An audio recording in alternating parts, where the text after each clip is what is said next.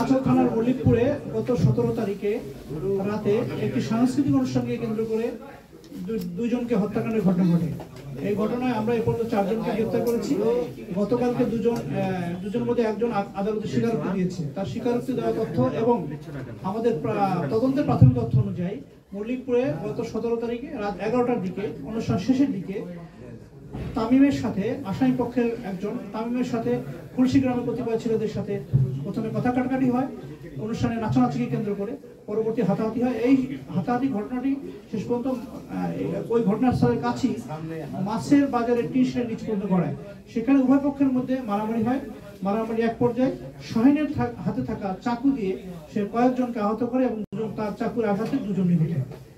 এই ঘটনার পেছনে কোনো রাজনৈতিক বিষয় ছিল না।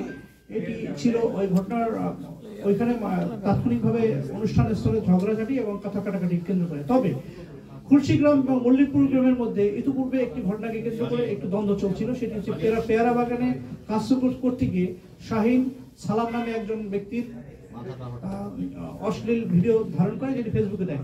তখন থেকেই দুই গ্রামের কতিপয় কিশোরদের মধ্যে দ্বন্দ্ব চলে আসছে। এই ঘটনায় পর্যন্ত 4 জনকে অ্যারেস্ট করা হয়েছে এবং গতকালকে 2 জন এজাহারনামী ছিল, আগে 2 জন সাসপেক্ট ছিল। 2 জনকে 1 নম্বর আসামি গতকালকে আদালতে নিজেকে জড়িয়ে দোষ স্বীকার করে স্বীকারোক্তি দিয়েছে।